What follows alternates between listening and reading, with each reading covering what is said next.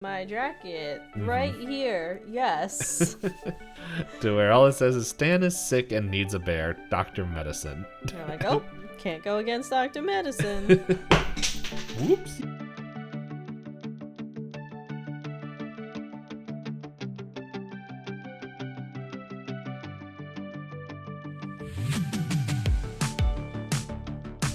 Hey everyone, welcome to another episode of Pointless Discourse with myself, Hoppocalypse, and Itisdpayne.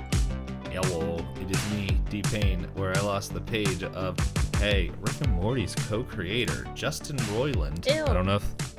Well, that's right, he is a weirdo. Ew. Well, he He who shall not be named. Which is, unfortunately, a reference to another gross creator in media. I'll stop. Batman? J.K. Rowling? Oh yeah, that one. Yeah, Hey, as I told many people on and off mic, I didn't like her before it was cool. Well, I also just didn't like Harry Potter. But anyway, apparently they're great friends. This one didn't age well. Yeah, so they both worked on Disney Fishhook prior to their own shows. This website the website fandom.com points out that the friends have Easter eggs in each other's shows, such as the post-credit scene in the Whirly Durly Conspiracy. That's a Rick and Morty episode. And in Gravity Falls, a few Rick and Morty Easter eggs exist here too. In the book published entitled Gravity Falls Lost Legends, you can spot a capsule named Rick S in one story. I'll say I will not be able to spot any of these because I only watched one, maybe two episodes of Rick and Morty. I think I watched maybe two seasons, and then it got to the point that it usually happens for me where I did not like the people that were huge fans of it. So because I don't like the fan base, I'll just stop interacting with the media itself. Mm-hmm. And then everything came out about Justin Roiland. Did you hurt yourself? I just punched my desk, put my water bottle down. He heard me. I'm sorry. Yeah, but then I think Adult Swim says that he's no longer allowed to be involved in the show or anything like that. We'll see. Yeah. We'll see. From what I heard, they kicked him off. They're still going to be making more episodes. I only know this because there's people I'm friends with that really like that show, and every time it comes up I make fun of them. Yeah, I thought the other co-creator of Rick and Morty also is not like the best guy either, Dan Harmon. He made Community, and I do love Community, and I'll keep watching Community and pretend that anything Dan Harmon did is separate. I know that's not healthy. That's not how I should treat things. I will say, guys, with what I'm saying now, prepare to probably hear what could possibly become one of the next series that we watched. I never watched Community. So we would really only need to watch the first two seasons, I think. How many seasons are there? 4? Maybe 5? That's twice as 2.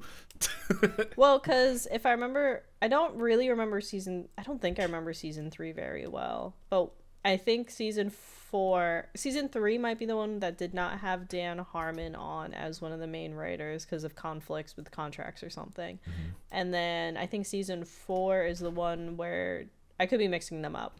And then another season, they got rid of one of the Chevy Chase because he was constantly fighting with other casts and was hard to work with.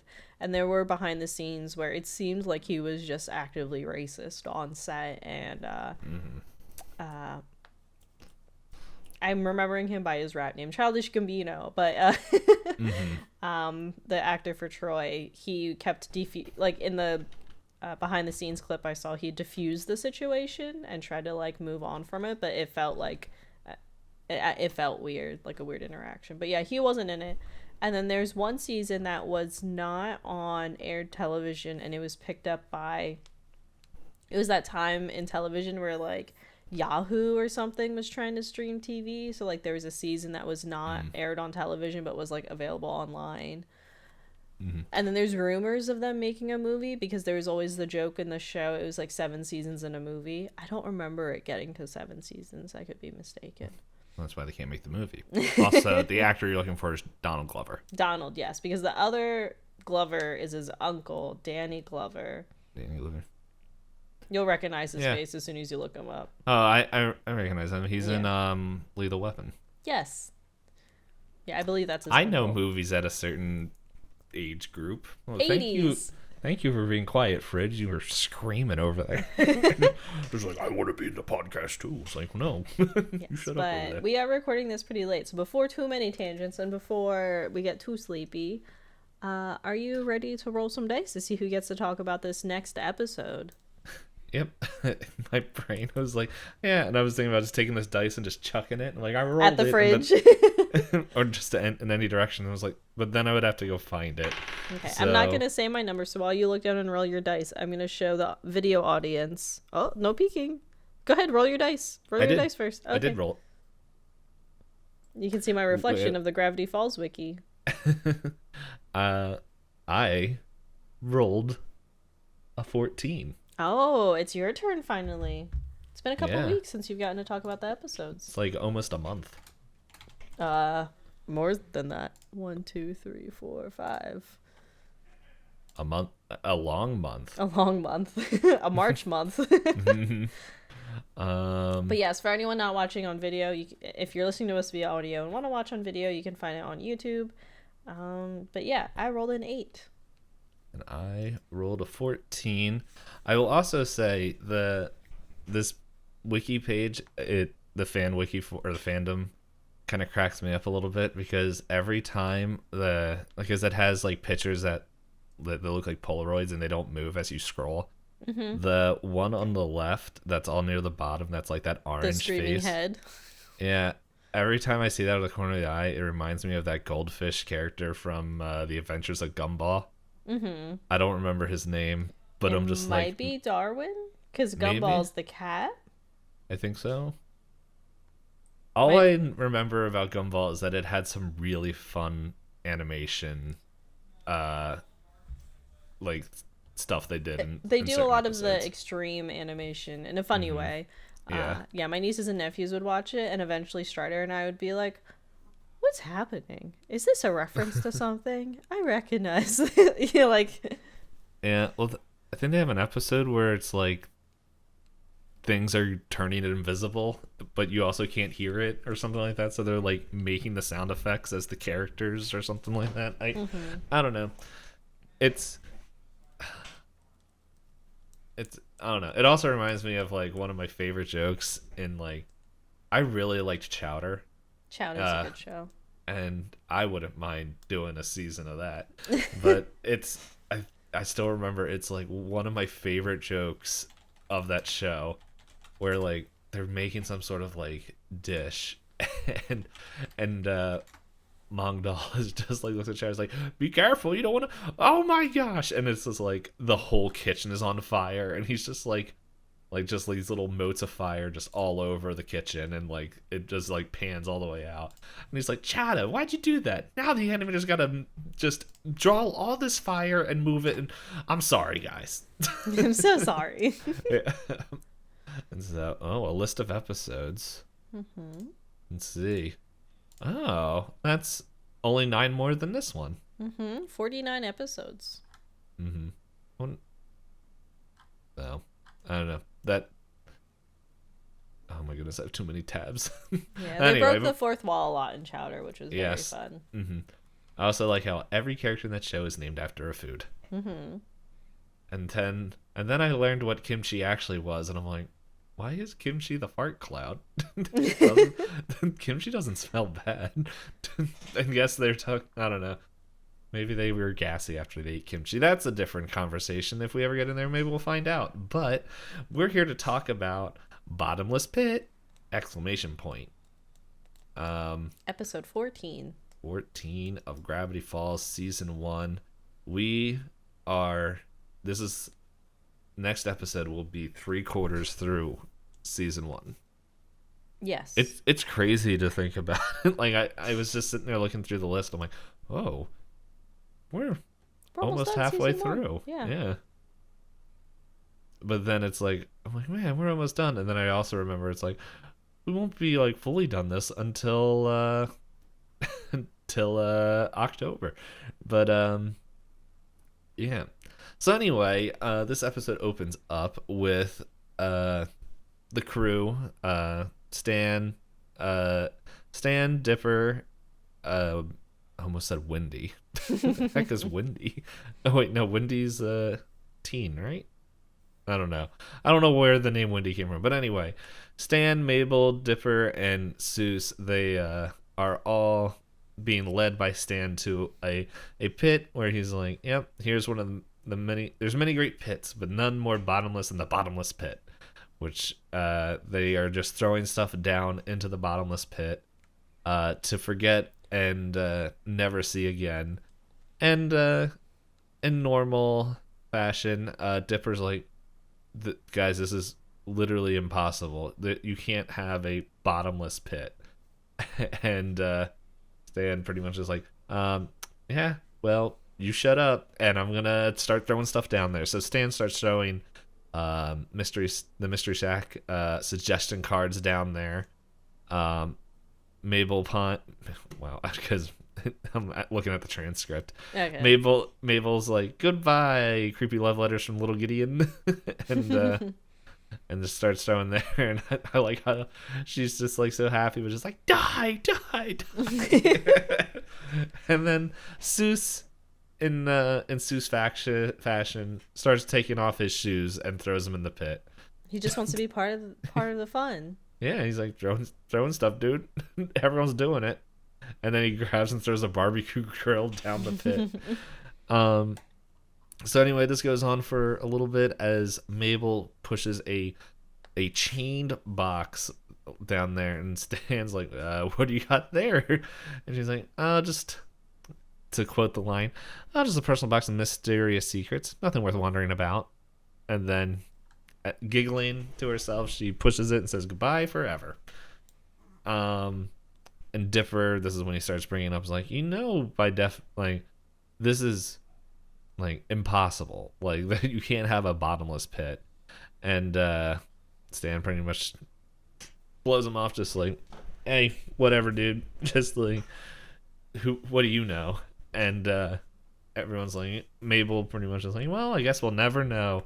Cue random windstorm as I think as Seuss puts it best, it's some sort of invisible pushing force. Imagine. Yeah. So they all try to escape, but Stan's like, I'm not done getting rid of these rid of all these suggestion cards, pretty much. And then pretty much the wind starts grabbing him, and they all like, no, we gotta help him, as Stan's still like being forced down the pit by this invisible pushing force, to get all his little note cards out, pulling them all into the pit, as Gompers comes up and just does goat things. Cut the theme song. Just bleats into the pit. It's well, I guess he passed. He could have failed his sanity check, but passed the intelligence check to truly figure out what happened. I've been playing a lot of Call of Cthulhu. I think that's one of the funnest or an enjoyable mechanic, where it's like, if you fail a sanity roll by 5 or more, you can go insane, or temporarily insane. However, if you roll intelligence and fail it, then you didn't fool it. You're like, well, that was weird, and like, you still lose your sanity, but it doesn't take effect, the penalty. While if you pass your sanity, your character fully understands the gravity of the situation and feels the full effect. So sometimes it's good to be dumb. Anyway, we have everyone screaming at the top of their lungs as the theme song ends, and as they're just falling down into darkness, and Seuss is pretty much asked, hey, do we want to scream some more? And after a little bit of trying to figure out what's going on, Mabel has a glow stick, and where Dipper's like, we gotta land on something eventually. It's gonna be any second now, and everyone just like stalls and just braces, and it's like, I'm pretty sure it's only like 5 seconds, but it feels so long. Yeah, it's completely silent, and they all bunch up, and nothing happens, and they're just like ah. So, so yeah, they're like, okay, how can we pass the time? Stan was like, okay, we can do some card tricks as they just fly above. It really reminds me, this, like, the way this is set up is it was one of those, I think it's Spy Kids 2, where they go and like trying to find their parents on an island, I think it is. No, I don't remember. Is that 1 or 2? I think that's 1. 2, I can't remember what happens in 2. Is 2 the one where they get sucked into the video game, or is that 3? I remember that's 3 because they said it's Spy Kids 3D. Oh, and they did all the technology with it. Yeah. I just remember having nightmares from the thumb hand, so I don't really rewatch Spy Kids at all. I've only watched it the one time. But I also remember one of my friends had a huge crush on whatever her name is. Yeah. The main girl. And where he would look at me and was like, dude, she's like beautiful. And I'm like, you're 11 years, or no, younger. I was like, you're only 8 years old. You're a baby. And it's like, I just remember sitting there and I'm like, okay, dude, that's what you think. Whatever you say. It's like, but yeah, there's I think it's in the second one. Yeah, because the second one they go to the Bermuda Triangle.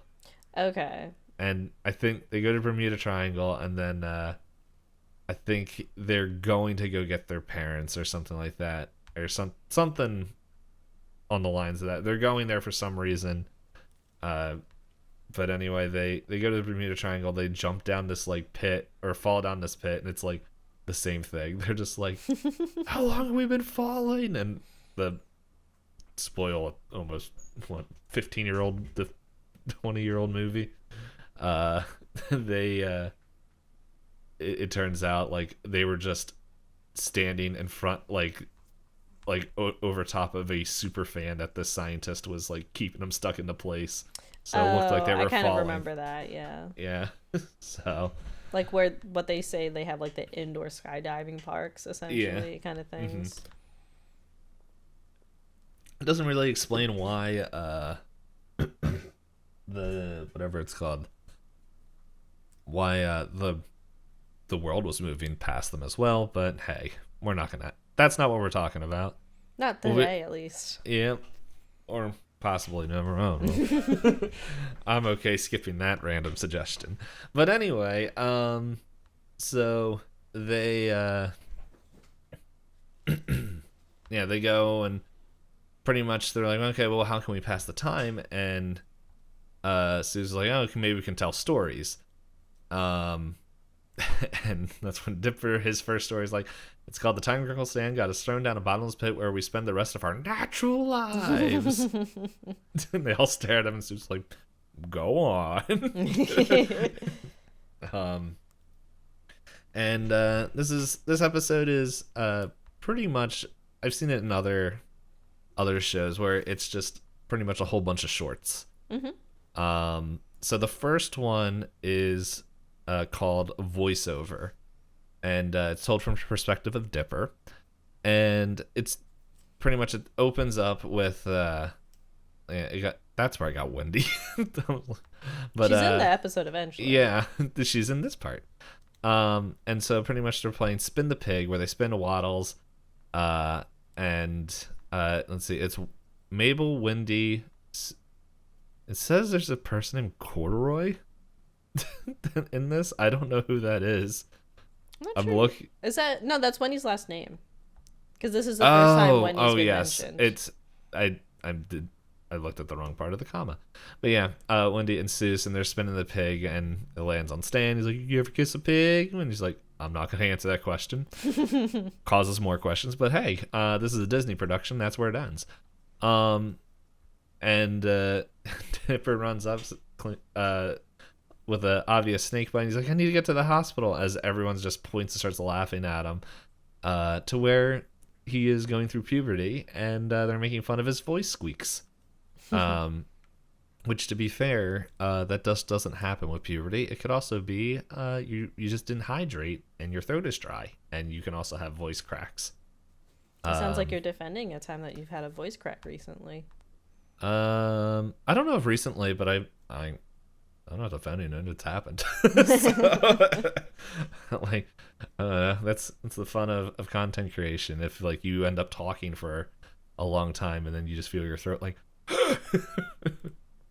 So, actually, it doesn't even have to be content creation. It'd just be someone who talks a bunch. But anyway, he doesn't see the joke or the humor in it, and like they even made like a remix of his voice, and pretty much everyone's like he gets all upset, grabs the tape from them, and runs away as everyone's like, "Yeah, spin the pig." As Dipper kind of walks down, he meets old man McGucket as yeah, it's just like scream. He's like, "Hello there," and scream. Like Dipper screams. He's like, couldn't help but overhear your situation.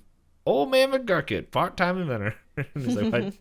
Where a very good question is, why did you spit on your hand? And McGucket's just, don't rightly know. Very McGucket of him. Mm-hmm. And then Dipper does a callback to episode 2 with I forgot the name of the robot. It's not the Loch Ness Monster. Old Nessie. Oh, the Gobblewonker robot. Yes. I hovered over the highlighted your robot, and it told me what it was. Wow. In short, after a short conversation with McGucket, he tells him that he has a voice-altering tonic, which he tells him, yeah, I've been tinkering on this lately, on the account of my horrifying voice, screaming as this kid who's just standing, and they're in a junkyard, by the way, the same junkyard. Which is McGucket that seems to live in, yeah. Yeah, we see a little bit of it in Summerween. I don't know why this kid's in the dumpster or in the junkyard, but he didn't want any of it. Where I think is one of my favorite lines: "You could run, but I'll still be in your nightmares." So anyway, after a little bit more conversing, Dipper is like, "Fine, I'll give it a shot." To where we cut to the morning, and with his deeper voice, he's like, "Good morning, Dipper," and just like, and it's funny. Like, I know it's like he's an animated character; you can give whatever voice it is, but it's like we're on episode 14, and then just having that voice, just like, I have a new voice. It's just like it is also very iconic in terms of like TV from the 2000s of like commercials and ads and the radio speech. Like, it's a very particular voice too. Yeah, it's like, I'm here to sell you a car. But and so yeah, he meets the other people he meets Mabel, where Mabel starts beating him with a golf club because he thinks that switching from this body switching Warlock, which I don't know why Warlock is highlighted. I'm gonna click on it and see where that takes me. No, just to a Wikipedia article of a Warlock. But anyway, Dipper convinces her, and like everyone's like, she's like, this is weird, and he's like, hey, we can make prank calls now, where he calls someone, just tells them like, pretty much says, I'm the president of the United States of America. I'm calling to tell you. and the guy's on the phone is like, what, who's this? And Dipper hangs up. And Mabel, she's not a fan. They go to Seuss. Seuss does pretty much the same thing. Starts beating Dipper with a broom. Kill him with fire! Yeah, kill him. Everyone flee! Everyone flee! The whole shop empties out in a reaction to it. Let's be fair, it's the last time they brought something in there that was a monster, literally almost killed people. Showed them their worst fear. Yeah, so where Dipper's conflicting, he's like, you guys kept making fun of my voice. And he's like, well, now you sound like some weird commercial dude. And then he's like, I'm going to go tell Stan. And he can't find Grunkle Stan, where he's calling out for him down in around downtown Gravity Falls, where the person he called, Tats, who was an earlier episode, I think it was episode 3. Yeah, I think it was whatever one Gideon is in there, because isn't that where they go to the bar and they're trying to? I think so. But anyway, the bouncer there, it's not. They're trying to find out about little Gideon. They're trying to. Oh, headhunters. Yes, he's the one where it's the minor. We don't serve minors at this bar. Yeah, and the guy's like, "Oh shucks." Yeah, so he's back, and he's like, "I know that voice anywhere. You're the guy who prank called me earlier." Like, "No, I'm not. I'm a 12-year-old boy. You expect me to believe that? You crazy voiced bunk." And Tats calls everyone out of the bar to chase him. Which, fun fact, there's a character that shows up there, which I think is the first time we see him, and he is important in the next episode. Oh, it's the next episode. I recognized him, and I was like, "Oh, it's that guy." Yeah. We'll bring that up next episode. So yeah, they chase him, and Dipper pretty much gives him the slip as he finds McGucket, and he's like, pretty much just complains, like, what the heck, your invention is like, it's a catastrophe and all this other stuff, and which is a very good point. And he's like, it's probably why I live in this dump. And so Dipper shares his woes, and the guy's like, well, here's your problem. I gave you the wrong tonic. He's like, that one's for voiceover professionals. And he's like, I got a better voice in here. And he's like, here we go. And he's like, this is good because, like, if you waited until sundown, you just go back to your old voice. To where Dipper's like, yeah, it was. And to show, to give an example of what everyone was doing, he plays the tape where he gets to the part where they were saying, hey, this is my favorite part earlier, where it goes, pretty much, Mabel's like, this remix is dedicated to my brother Dipper. Your voice is one of a kind. And Sue's like, I never heard anything like. Yeah, pretty much everyone is like, we like his funky voice. So where McGucket gives Dipper the new potion, and the decision has to be made, and it pretty much is later that night where he has his normal voice back, and Mabel and Seuss are all like, oh, thank goodness, that was weird.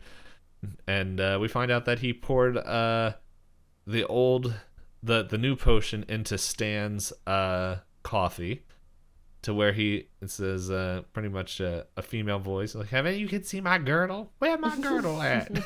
And doesn't know what's so funny. And but yeah, so after that we kind of come back to the pit,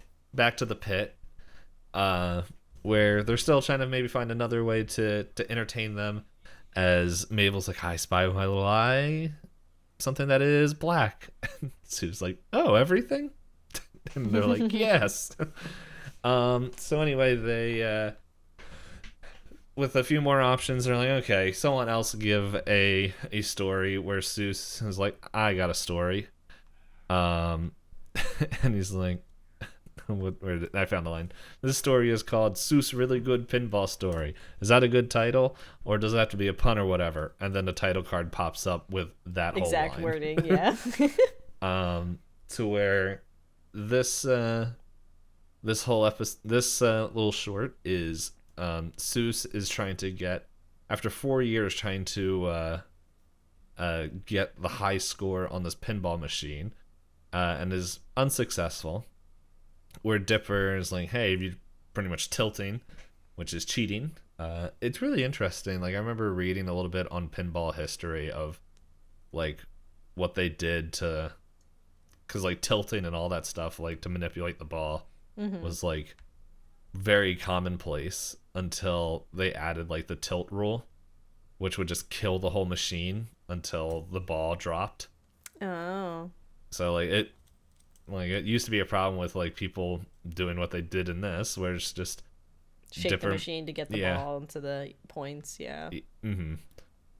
And apparently has, like, a level in it. I'm pretty sure now, like, that's what it used. I think it was like a bead or something that it would, like, if it was tilted too much, it would pop like the little like ball or whatever it was out of like the connection point, and then it would kill the machine, and at least everything that you look down and bounce the ball on, and then it's essentially like unplugging it. Yeah, but I think like the computer for the display and keeping the scores stayed up. I don't know. It's been a while since I remember looking into it. But yeah, so that's what they're doing, and like they get the high score, and they're like, pretty much, excuse me, they go and do that, and pinball machine's like, quit tilting, partner, quit tilting, and yeah, where he gets the high score, and they're like, everyone's like, yeah, this is happy, and Susan's like, this is the best moment of my life, totally beats the old best moment. And which is him hitting the eject button on a VHS player and a piece of pizza comes out. In which he eats. Yep. To where the pinball machine starts talking to him. It's like, you cheated, that isn't right. To Mabel, pretty much does the thing that you probably shouldn't do in anything in that belongs to Grunkle Stan. Taunts it, just saying, what are you going to do about it? And which brings up another question. He's like, guys, Dipper's like, that's an awful lot of green lightning coming out of that game. Where she's like, nah, that's a normal amount. And it's like, wait a second. So they are kind of pulled into the game as pretty much the pinball. The thing that's talking to him is like this golden skull that is, I think it's a golden skull. I would say so, with a cowboy hat. Mm-hmm. And just like, hey, you guys were cheating, how dare you, all this stuff, and it pretty much tries to, like, they try to fight it, which Zeus punches a bumper, which kind of punches himself in the face, and does that a few different times. At least 3. Yeah. To where they, the pinball machine was like, okay, he's like, I'm gonna teach you a lesson about cheating, which is pretty much just straight up murder. Yeah, I think he says what? I'm gonna tilt you now. Yeah. I don't know. I don't see the line. I know they all say multi-ball. Yeah, so pardon if I do recall, I did warn y'all not to cheat. I try to be gentlemanlike, but I'm plumb sick of being tilted, so now I reckon I'm gonna tilt you. Mm-hmm. And then that's when Sue starts punching the bumper. Okay. Yeah, I was right underneath that. That's when they do the multi-ball. They kind of sneak into a saloon thing, like this setting where the cowboy head is just like, hey, where'd you guys go? Can't see you. And even though they're just behind like essentially a cardboard wall. Yeah, and they're like, okay, this is what we got to do. And so it's like, oh yeah, there's the main power button inside, which I should be able to get to where he starts hitting on, as they call it, the pinball wench, who is just a spinner. Yep, a little cutout. Yep.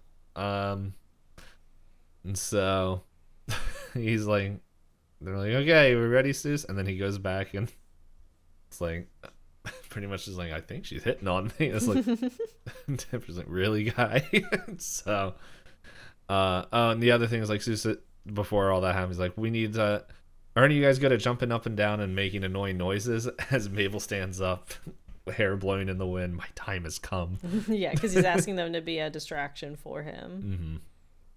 So they go distract the skull for a little bit, and as I like the Mabel's distraction, jumps on a buzzer. Hey! Look at me! Look what I'm doing! Bzz, bzz, distraction! La la la la la! And it's like reminds me a lot of the Lego Movie when it's like business. So anyway, they're trying to figure out what's going on, and yeah, so they kind of go back into, as Zeus goes into a cart and rolls down the pinball machine to get where he needs to be, as as Dipper, after a little while, Dipper and Mabel go back behind their little hiding place, as the pinball machine's like, "Yippee-tee-yay, what? Where are y'all? Darn, I wish I had a neck." I also like But what he says before when they're distracting him. He's like, something ain't right here. yeah. Let me see where this is going. Mhm. Fully distracted. Yes. And yeah, the Seuss is having a dilemma because they're like, dude, just press the switch. And he's like, I could do that, but turning off the power erases the high score permanently. And that's like my one big accomplishment, life accomplishment. It's like, dude, you cheated. I know, but I like the what is it? Dipper's like, or we could, end up dying. He's like, but what is life anyway when compared to the immortality Yes. of a high score? Yeah. And it's like, Oh, are you out of Seuss. your mind? Well, it doesn't finish the sentence, and then that's when pretty much they change the stage, and he's trying to pretty much Kirby them. And Seuss selflessly erases his high score to save his two best buds. As they get out, and the last line of this story is, "Do you think that pinball wench will call me?" And he also says that saving their lives is a new life accomplishment, which is at least cute. Mm-hmm. It's I guess it's a little bit concerning that it took him that long to figure that out, but hey, Zeus, he gets there.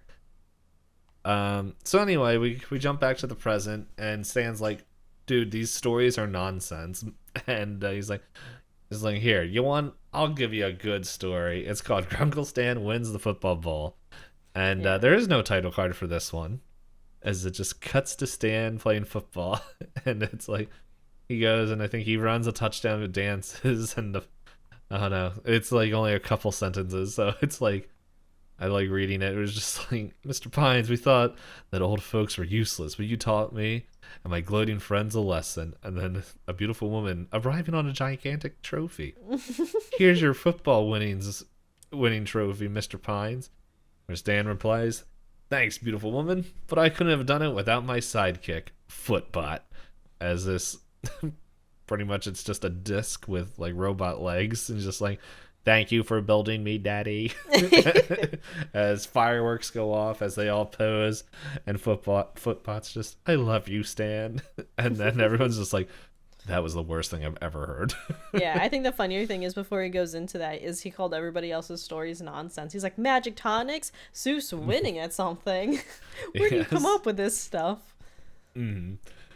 Yeah, and it's like, and I like how his thing is like, what? I threw in the robot for the kids. It's like, that was the thing that you were like, this will do it. To where Mabel's like, I'm going to tell a non-terrible story called Truthache. And that's when the title card appears. As pretty much Stan is, he pretty much gets a bear from Wendy's dad. And I just remembered his name, because doesn't he say like, Corduroy. He calls him Corduroy. Yeah, his last name, which I don't think, I think that's the first time we hear his last name. Maybe? I don't remember. Me neither. I also wasn't really looking out for it. So he gets this bear, and like, what are you guys gonna do with this bear? And he's like, are you gonna train it to ride a bicycle? Where Stan's like, no, everyone's seen a bear ride a motorcycle. I'm gonna teach this bear to drive.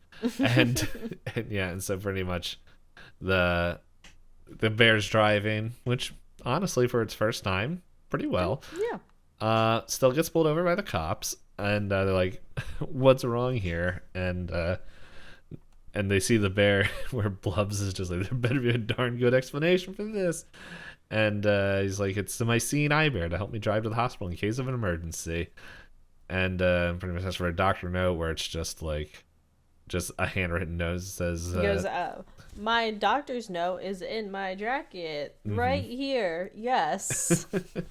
To where all it says is, Stan is sick and needs a bear. Dr. Medicine. You're like, oh, can't go against Dr. Medicine.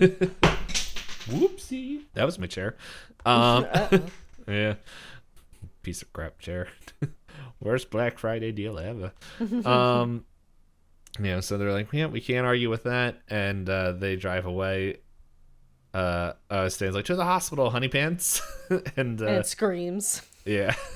As the drives away, and they're back at the Mystery Shack right now as Stan is painting rocks gold to sell as real gold, where Mabel gets frustrated about how much Stan lies. And the icing on the cake was Dipper's like, hey, have you seen my skate of spaghetti? As Stan just starts eating it with sauce all over his face. He's like, Seuss, yes. You know how he likes to eat. And Dipper's like, this changes everything. It's like, I have the line where he's like, this is a dark day. Thanks, Grunkle Stan. And so, pretty much, Mabel, frustrated, was pretty much narrates to herself talking with Waddles, and it's like, oh, let me look in Dipper's journal to see if we can find anything, where she finds pretty much this magical item called Truth Teeth, which forces the wearer the inability to lie. And so she sneaks in, she finds it in the middle of the night, sneaks it into Stan. Well, doesn't really sneak it, just forces it into Stan's mouth. Yeah, because his normal dentures are like in the cup next to his bed, and he rolls over and she just goes, whoop. Yep. To where he wakes up and he's like, hey, what happened to Dipper's plane? He's like, yeah, I ate that with it because I have no concern over other people's possessions or emotions. And then he's like, realize what he said? Well, that was surely candid. I almost as I'm unable to lie. Well, good night. Just goes back to sleep. As pretty much she tells Dipper, and Dipper's like, that's not a good idea. And yeah, it's they're starting to realize how this might not be great. As like, here's scrambled meat, here it is. And they ask him they're just great one big old explanations where Dipper's just like, hey, what do you do every day during lunch break? He's like, I usually spend an hour aggressively scratching myself in places I shouldn't mention. Now I'm going to avoid making eye contact and pretend to read this newspaper and going to the bathroom without washing my hands. And they go, ugh. Yep. As he's been cooking for them for, the whole time they've been out there. Yep.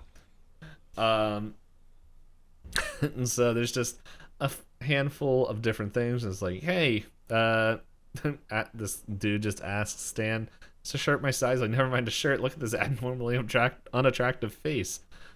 As everybody look. Yeah. And just, Mabel's like, I'm sorry. I'm so sorry. So now we're doing his taxes. Oh, that reminds me. I saw the Steam game that cracked me up. I can't remember if I put it anywhere. I'll have to see if I can find it again. But anyway, he's doing his taxes, and all it says like, I committed tax fraud, just written on everything. It, yeah. This Differ's just like, let's just get rid of these. And he's like, or why did you write this? Because I regularly commit massive tax fraud. As like, let's not. Let's take that one away. And then finally the last thing that kind of pushes it over the edge is Stan comes over to Dipper and Mabel as they're watching TV, which is the fact that we had earlier, where that's supposed to be Alex Hirsch. Right, because he started putting himself as animated in the show. Where Stan's like, sometimes I think, is this all there is? Well, is life just some horrific joke without a punchline that we're all just biding our time until the sweet, sweet release of death? And then Dipper and Mabel's like, we're not ready for that. They start rocking back and forth and shivering, like completely like, Yeah. To where it cuts later as they're in their room, and you just hear Stan yelling, guys, I think I have a growth forming on my back. Just wanted to be honest with you guys.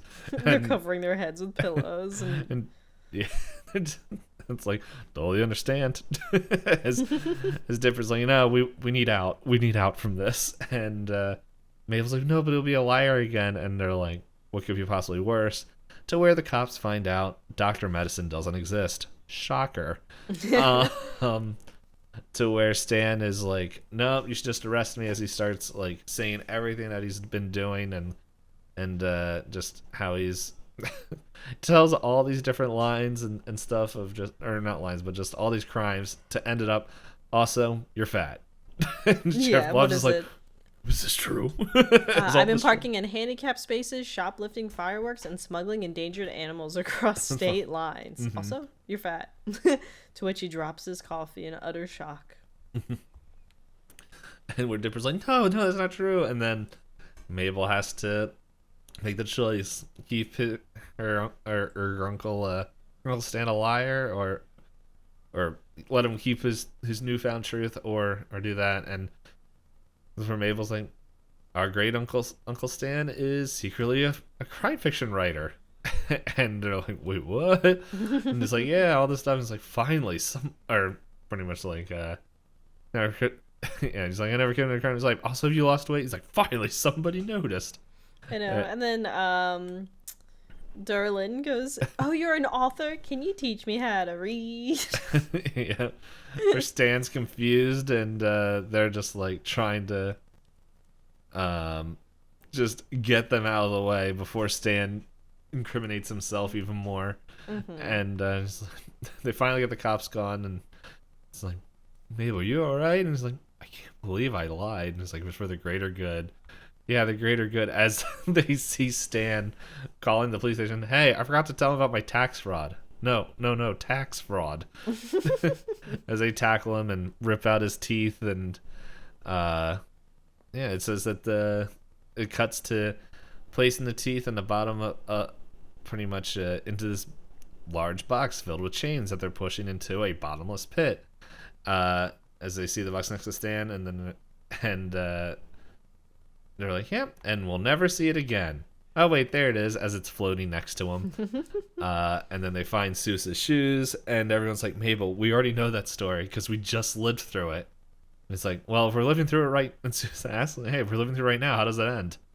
To where they see a light at the bottom of the pit, and they're all like, oh no, where are we going? As and they're all freaking out as they fall out of the top of the pit, and they're all back home.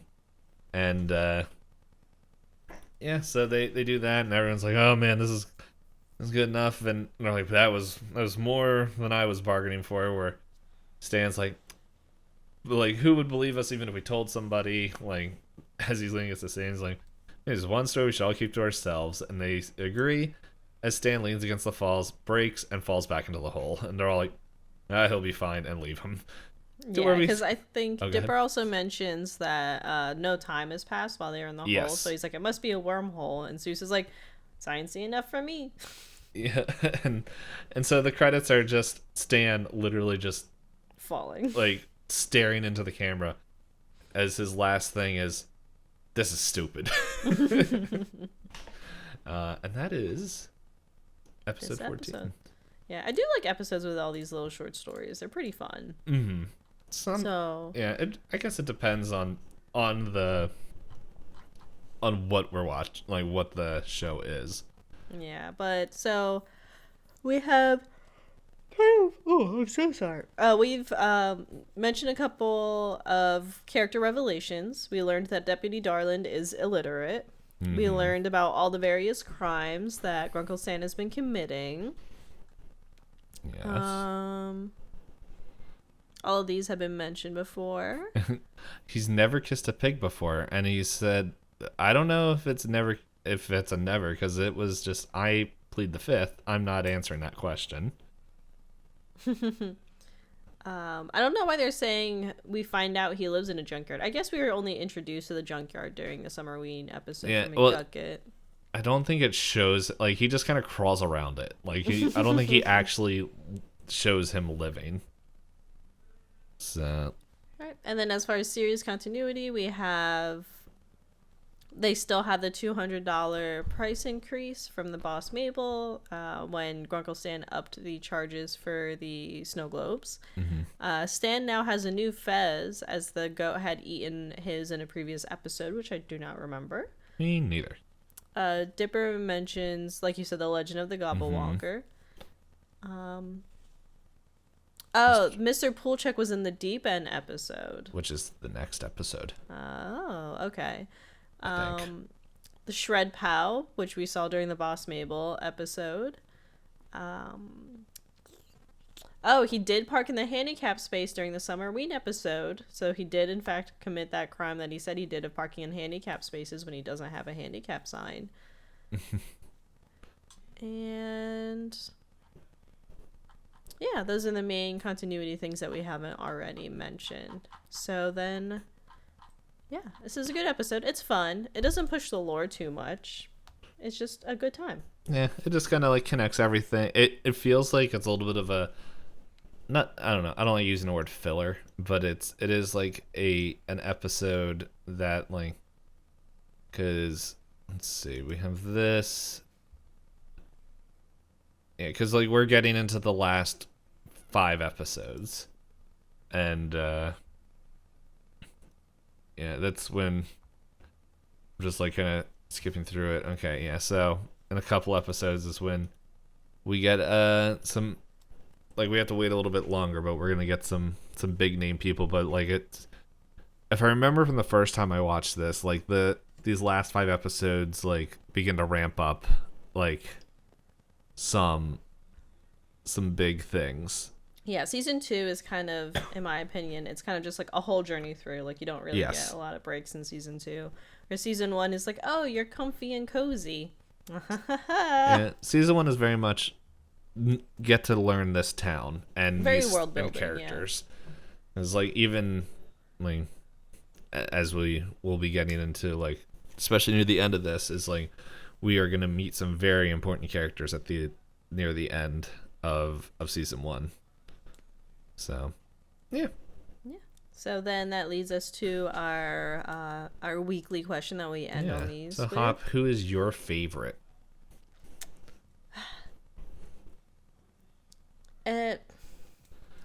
Zeus is always a fun time. Stan was a pretty good time this episode. The deputies were very funny to me this episode. Both of them are pretty great. I did like Wendy's dad wrestling the bear. It's very entertaining. There's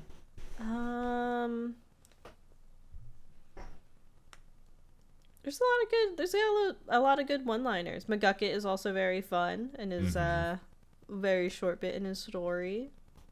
What was the name of the bear again? I'm gonna put the bear. The bear's name.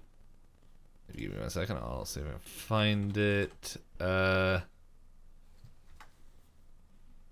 don't know if it had a name. I thought he shouted a name at it, like to the hospital, Honey Pants. Yeah. I'm just gonna say the bear's name is Honey Pants now. Honey Pants. Yeah. Something about the way it gutturally screams when Grunkle Stan says "drive." Yeah. That was being the last section. Unloads the bear. Let's see. Bears. Yep, just bear. Just called bear. Well, there's multiple bears. But yeah, this was not a multi-bear. Wasn't a multi-bear, but there are multiple sightings of bears, but Honey Pants works. Who's your favorite? Oh man, like I agree. Like I definitely enjoyed Stan and Seuss. I think I'll write Stan down for this one because like we throughout this episode, Stan's like had his own little adventures and his own little things, but it's just like this is one of the first episode in a while where he's like actively with the kids and throughout the whole episode. Yeah. Like I think the last time we see that is like episode 3, and that's when Gideon arrives, but he's like, no, that's when he's crying about the TV show. So it's like the second episode. The first 2 episodes he's with them a lot, and then after that he kind of has his own side adventures. Yeah, he's more of like the side plot of whatever's happening. All right. So then I have to think of who I'm most like. Out of this episode, I was considering this question, but in terms more so with the main arc, like not the side stories, because the characters in that, even though they feel true to the characters, it is technically other perspectives. Like the way Dipper perceives himself is always going to be different than like everybody else perceives him. And through those stories, you're not really getting them in an unbiased format. But I think, so we have Mabel, who is trying to make everything perfect in an ideal society, which I am not that kind of person. Because her story is canon. Yeah. We have Dipper, who's trying to be a realist, even though he's the one that's really into the supernatural stuff. Susu's just happy to be there. Grunkle Stan, who's just like trying to hide all of his evidence and get away with it, but is like super tired of all the shenanigans. So I think I'm going to put myself as Dipper, because I feel like when everyone's like screaming and shouting, I'm like, but guys, like, if you really thought about it, does this make sense? I might be a party pooper sometimes, but I'll be the party pooper if it means people stop screaming for a little bit. Let's see. Who would I be? Because this is a tough one, because there's just so many different storylines where it's just like, okay, like, and like there's not a plethora of characters like to really be like, yep, this is who I feel like. There hasn't been like, there's no direct arc to say like, in this situation these characters acted these different ways. Yeah. So if I had to guess, I don't know. The first thing that came to my mind, but I don't think it's what I want to go with, was Honey Pants. Just screaming and just like, okay, we're going. Well, if you're the designated driver for road trips. Yeah, true. I'm a designated driver for other things too. Yeah, sure, let's put Honey Pants. I'll go with the first one. Yeah, I mean, that's fair, because this episode, there wasn't really a long-running thread to really associate characters It just means with. that I am Hop's favorite for this episode. Huzzah! It's because you finally got to talk about the episode. Yeah. About time. Stinking dice. I don't have anything else to add for this episode, do you? No, not that I can think of. And I clicked a button that made my screen go white. There we go. All right, then I'll say thanks for listening. If you made it this far, we always appreciate it. We would double appreciate it if you left ratings, reviews, comments, likes. I don't know what else people do on social media anymore. And share us with people. We'd also appreciate that. And tell everyone what your favorite potato chip is. Tell us, too. Yeah. I'm willing hungry. to try new types of potato chips. Have you ever tried the Reuben potato chips? No. It's like the Lay's potato chips, where they combine chemicals on a chip that will simulate... Sandwich it? I'll sandwich it, but also like just... They had like sausage gravy. And it's like, this tastes like it, but at the same time, the texture's wrong. Yeah, I was like, if I just let this sit in my mouth, then it becomes a paste, but... Well, I don't know if paste is the right word, a gravy, but I don't know. Either way, it's like, okay. But, I guess also send us cursed chip flavors to try. Yeah, we need another episode to make us almost throw up. The soda smelled so bad. They really did just smell like chemicals and cleaner as soon as we opened them. I was going through my Amazon list, and I found apparently I put I just like, yeah, save these other sodas. I was like, we didn't even like the sodas that were named after real items, like edible items. Why would I want to drink the one called dirt? Grass. Yeah. Disgusting. Yeah, I am tired, and so, I could use a snack. So. Yeah, I'm hungry too, but I don't think I have any food in here. But anyway, until next time, talk to y'all later. Bye-bye.